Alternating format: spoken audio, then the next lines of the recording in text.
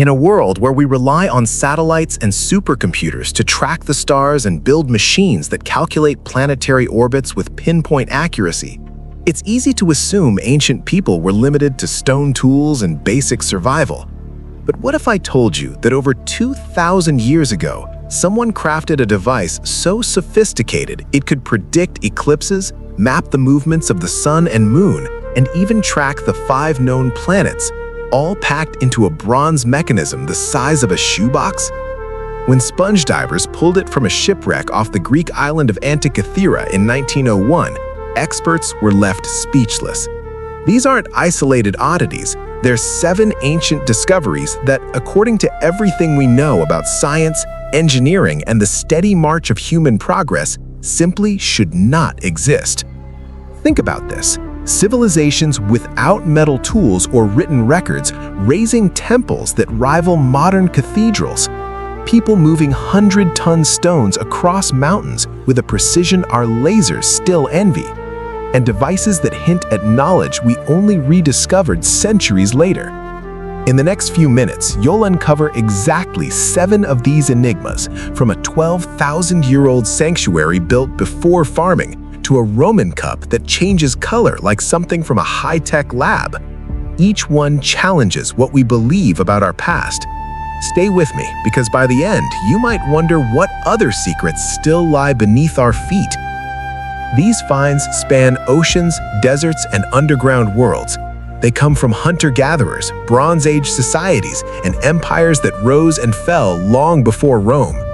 What ties them together isn't fantasy, it's cold, hard evidence, exact measurements, radiocarbon dates, and artifacts examined by archaeologists who've spent lifetimes piecing them together. They remind us that human ingenuity didn't follow a straight line. Sometimes it surged ahead, then faded, leaving us to rediscover what our ancestors already mastered. So let's step back in time and meet the first impossible discovery. In 1994, German archaeologist Klaus Schmidt stood on a windswept hill in southeastern Turkey near the modern city of Urfa and realized he was looking at something far older than anyone expected. What locals had dismissed as random stones turned out to be the remains of Göbekli Tepe, a complex first noted in a 1963 survey but ignored until Schmidt's team began excavations the following year. They uncovered massive T-shaped limestone pillars arranged in circles, some standing as tall as 18 feet and weighing up to 20 tons each. The largest enclosures stretch 65 feet across, with pillars carved in high relief, foxes, lions, scorpions, and vultures twisting across the stone. Built around 9600 BC during the pre-pottery Neolithic, these structures predate agriculture, pottery, and even metal tools by thousands of years. Now imagine the discovery moment. Workers clearing dirt from what looked like a simple mound, only to reveal ring after ring of precisely placed megaliths, some quarried nearby with nothing but stone hammers and flint blades. The site includes rainwater channels and smaller buildings, all aligned with careful symmetry. But here's the problem. Schmidt and his colleagues dated the complex to 11,600 years ago using radiocarbon on organic remains. These were hunter-gatherers, not settled farmers with organized labor forces. How did they coordinate hundreds of people to carve, transport, and erect stones heavier than most modern pickup trucks, without wheels, draft animals, or written plans? Even today, modern engineers still struggle to replicate such monumental work with prehistoric tools at this scale. The precision of the carvings and the sheer volume of labor required suggest a level of social organization that textbooks say didn't exist for another 5,000 years. Think about this. These people weren't just surviving, they were investing generations in a project that demanded planning, ritual, and community on a massive scale. What drove them? A shared belief? A response to some environmental threat? So how did they actually do it? And what does it say about the true dawn of complex society? Off the coast of the Greek island of Antikythera in 1901, sponge divers seeking shelter from a storm stumbled on a 2,000-year-old shipwreck. Among the marble statues and bronze fragments they hauled up was a corroded lump that archaeologist Valerio Stice examined in the Athens Museum the next year. He spotted a gear embedded in the rock, and suddenly the lump split to reveal an astonishing mechanism dating to around 100 BC. Housed in a wooden case roughly 13 by 7 by 3.5 inches, it contained at least 30 interlocking bronze gears, the largest 5 inches across with 223 finely cut teeth. Inscriptions on the dials reference astronomical events, and the device tracked the sun, moon, and planets through the zodiac while predicting eclipses. Picture the moment the fragments were cleaned. X-rays later revealed epicyclic gears, gears mounted on other gears that mimicked the irregular orbit of the moon with incredible accuracy. A single turn of a crank advanced the whole system through a solar year. The technical insight is brilliant. Differential gearing allowed to show lunar phases and even the cycles of the Olympic Games. But this is where it gets strange. Ancient Greeks were thought to have simple fixed gears for basic machines. This level of precision, teeth just a millimeter long, required mathematical knowledge and metalworking far beyond what historians believed possible for the Hellenistic world. Even today, replicating it demands computer modeling and modern lathes.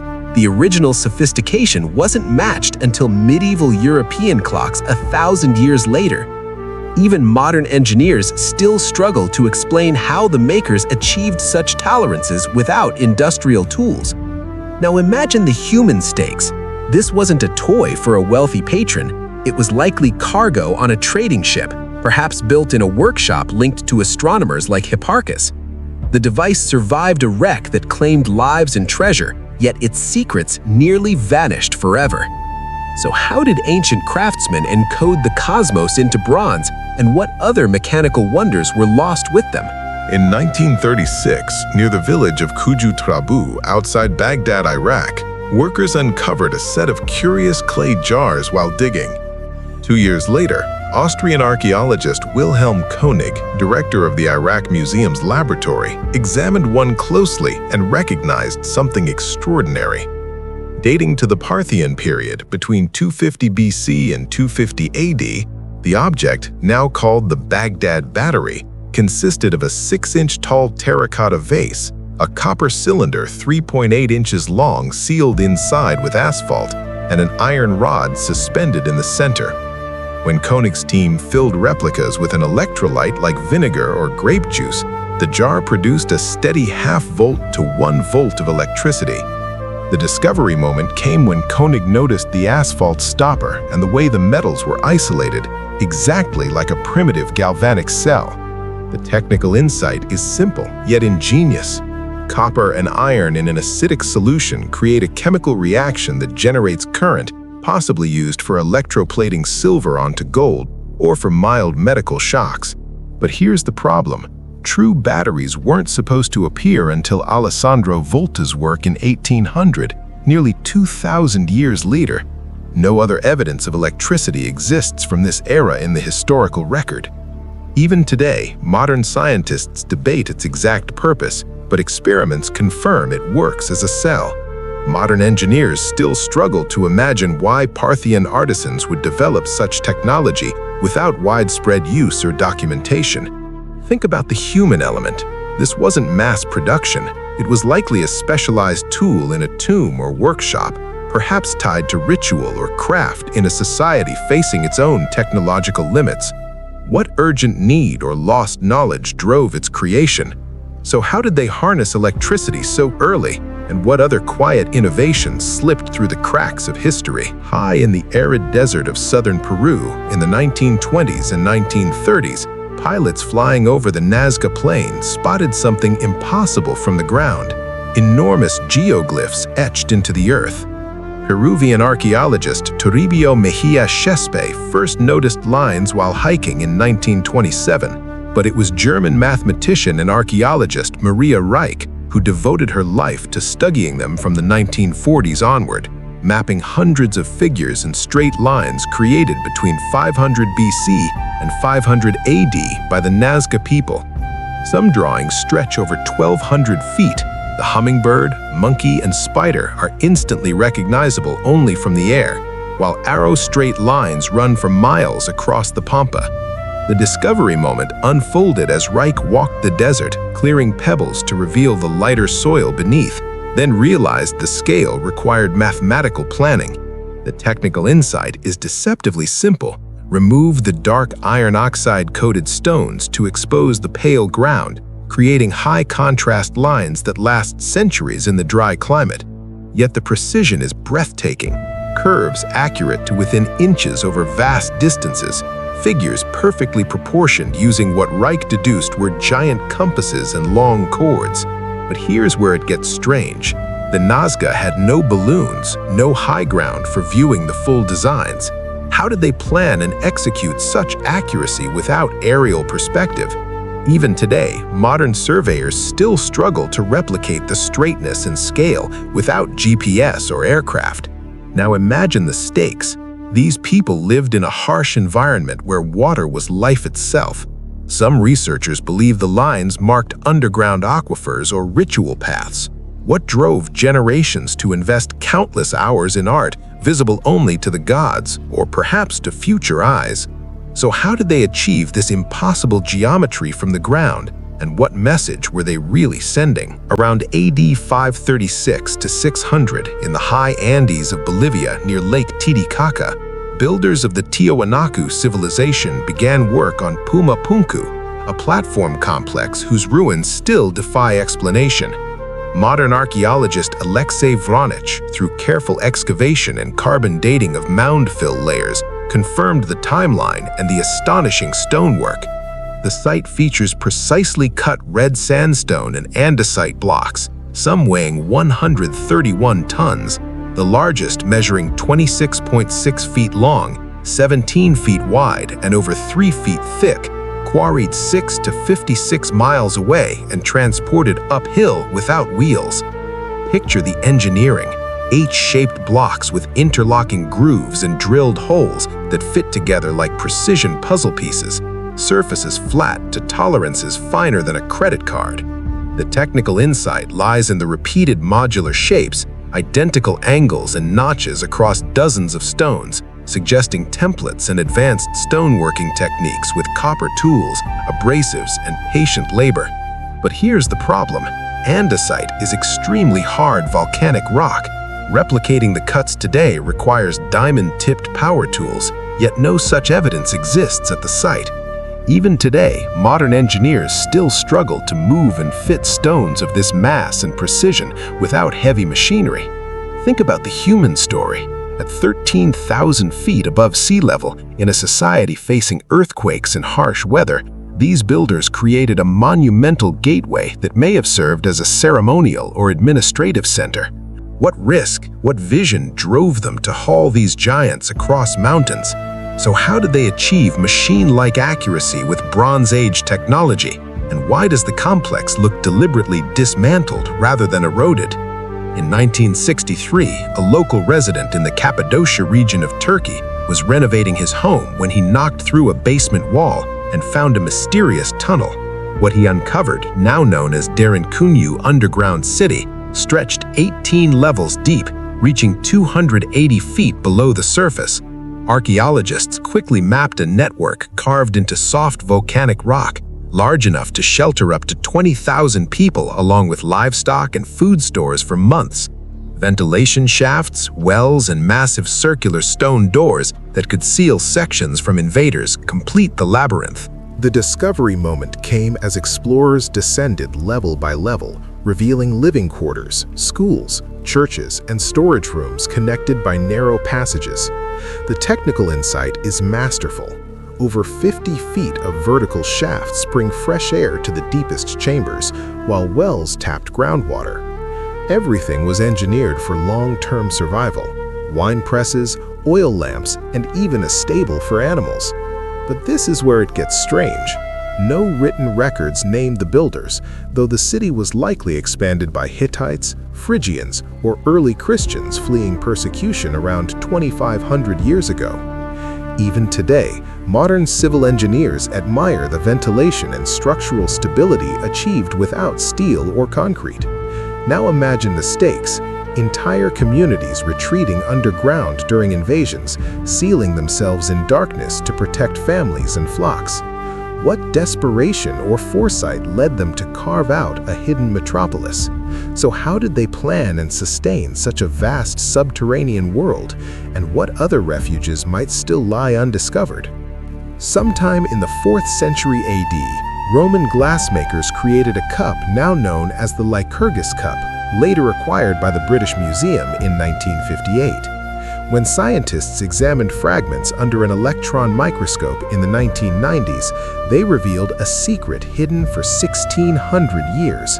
The glass changes color dramatically, from opaque green in reflected light to glowing ruby red when backlit. The effect comes from nanoparticles of silver and gold, about 70 nanometers across, dispersed throughout the glass in precise ratios, roughly 330 parts per million silver and 40 gold. The technical insight is pure early nanotechnology. These tiny metal colloids scatter light differently depending on the angle, a phenomenon only fully understood with modern physics. The cup depicts King Lycurgus entangled by vines, the dichroic effect making the scene shift as you turn it. But here's the problem. Controlled nanoparticles at this scale weren't supposed to exist until the 20th century. Roman artisans likely stumbled upon the recipe through trial and error with metal dust in molten glass. Even today, modern material scientists still struggle to replicate the exact color shift so consistently without advanced labs. Think about the human element. This wasn't mass-produced tableware. It was a luxury object, perhaps for elite display or ritual, crafted in a world where glass was already prized, but this level of optical mastery was unique. What lost workshop technique or accidental discovery gave them this power? So how did Roman craftsmen embed nanotechnology centuries before the microscope, and what other subtle wonders vanished with the empire? These 7 discoveries, Göbekli Tepe's pillars, the Antikythera deers, the Baghdad battery, Nazca's lines, Puma Punku's stones, Derinkuyu's depths, and the Lycurgus cup span continents and millennia. Each one stands as quiet proof that human progress isn't a simple upward curve. Sometimes, knowledge surges forward in isolated bursts, then fades as societies shift or collapse, leaving us to rediscover what was already mastered. They connect under one deeper idea. Our ancestors were far more capable, far more organized, and far more curious than many history books suggest. Lost techniques, forgotten priorities, and perhaps entire branches of understanding simply slipped away. What does this mean for us today? In an age of artificial intelligence and space travel, it's humbling to realize how much we still don't know about our own story. These artifacts invite us to look closer, to question assumptions, and to wonder what else lies waiting under desert sands, ocean floors, or our own backyards. Maybe the real mystery isn't how they built these things, it's why we ever doubted they could. What ancient secret will we uncover next, and how will it change the way we see ourselves? The past isn't finished speaking. The question is, are we ready to listen?